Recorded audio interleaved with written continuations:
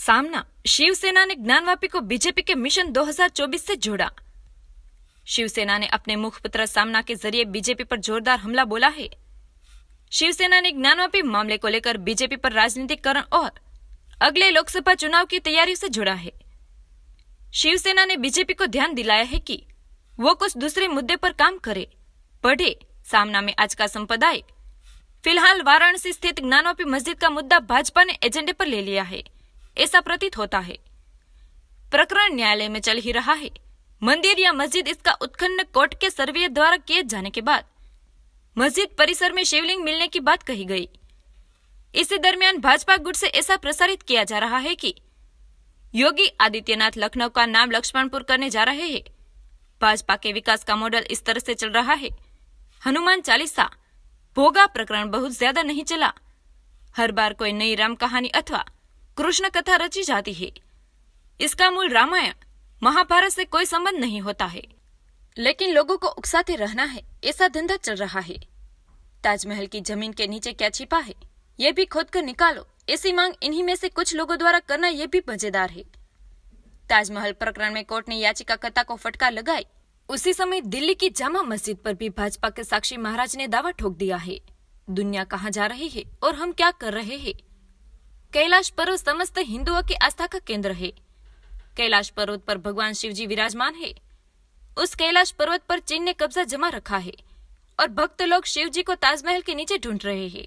नई पीढ़ी के हाथ में वर्तमान शासक निश्चित तौर पर क्या रखने वाले हैं। 6.5 करोड़ जनसंख्या वाला देश फ्रांस राफेल बनाकर हमें बेच रहा है और 130 करोड़ लोगों का देश रोज मंदिर, मस्जिद और अवशेषों का उत्खनन कर रहा है। इसी को कुछ लोग विकास समझते होंगे तो उन्हें साष्टांग दंडवत। ये भी पढ़े ज्ञानवापी मामला, सुप्रीम कोर्ट पर पूरे देश की नजर। आज 3 बजे सुनवाई। अयोध्या में राम मंदिर बन रहा है, उसके लिए बाबरी का ढांचा गिराना पड़ा। इस कार्य के लिए हजारों कार सेवकों को बलिदान देना पड़ा। अब ऐसे ही कुछ नए मुद्दों को छेड़कर देश भर में दंगे कराए जाएंगे व उसी भावना 2024 के चुनाव लड़े जाएंगे, ऐसा डर ममता बनर्जी ने व्यक्त किया है। सर्वोच्च न्यायालय द्वारा अयोध्या प्रकरण में राम मंदिर के पक्ष में फैसला सुनाए जाने के बाद प्रधानमंत्री मोदी ने बेहद संयमित प्रतिक्रिया व्यक्त की थी। किसी के मन में किसी भी तरह की कट्टरपन की भावना होगी तो उसे भूलने का यह दिन है, ऐसा प्रधानमंत्री मोदी ने कहा था और यह उचित है।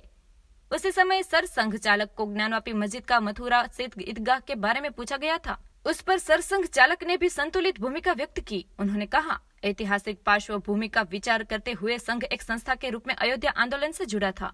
इसे एक अपवाद कहा जा सकता है। अब हम फिर से मानवीय विकास को प्राथमिकता देंगे और ये आंदोलन हमारे लिए चिंता का हिस्सा नहीं होंगे। परंतु जैसे जैसे 2024 के सार्वजनिक चुनाव करीब आ रहे हैं, वैसे वैसे भूमिकाओं की सुई अलग दिशा में घूमती दिख रही है। मथुरा ज्ञानवापी मस्जिद के संदर्भ में अब MIM के प्रमुख ओवैसी ने अपने ढंग से मांग दी है। एक और मस्जिद की कुर्बानी हम नहीं देंगे, ऐसी चेतावनी इन महाशय ने दी है। इसलिए 2024 के पहले निश्चित तौर पर क्या होने वाला है, वह चुनाव किन मुद्दों पर लड़े जाएंगे, इसका अनुमान मिलने लगा है। मथुरा के ईदगाह व वाराणसी की ज्ञानवापी मस्जिद का मुद्दा तनाव और दंगों के बगैर हल हो जाए, इतनी ही देश की अपेक्षा है। न्यायालय से इच्छा अनुसार दिलासा प्राप्त करना फिलहाल शासकों लिए कठिन है, इसलिए न्यायालय का निर्णय दोनों पक्षों के लिए बंधनकारक होगा। अयोध्या तो जांकी है, काशी मथुरा बाकी है। यह घोषणा हिंदुत्ववादियों को सुख पहुंचाने वाली है, परंतु कश्मीर घाटी में हिंदू पंडितों का जो दमन फिर से शुरू हुआ है, वह मुद्दा भी काशी मथुरा जितना ही गंभीर है। उस और सुविधा अनुसार उत्तर प्रदेश स्थित स्कूलों की दुर्गति हाल ही में सामने आई। स्कूलों में दीवारें नहीं है, शौचालय नहीं है, इसलिए बच्चों को खुली जगह में कक्षा लगाने की खबर प्रकाशित हुई है। मुर्दाबाद के सरकारी प्राइमरी स्कूल की तरह ही अन्य स्कूलों को भी यही अवस्था है। शैक्षणिक सुविधा व गुणवत्ता में सुधार कैसे किया जाए, इस पर सिर्फ उत्तर प्रदेश ही नहीं बल्कि देश भर में विचार करना चाहिए। मंदिर, मस्जिद व औरंगजेब के अवशेषों पर विवाद हमारे देश में कभी भी खत्म नहीं होगा, क्योंकि राजनीतिक रोटी उसी आग पर सेकी जा रही है। परंतु इस आग की अपेक्षा पेट की आग महत्वपूर्ण है।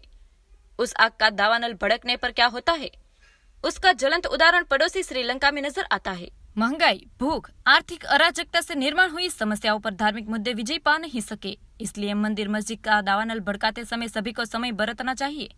परंतु फिलहाल संयम की ऐसी तैसी हो रही है। देश भर में धर्म के नाम पर जो गड्ढे खोदे जा रहे हैं, उन गड्ढों में देश के पांव न फंसे, इतनी ही अपेक्षा है।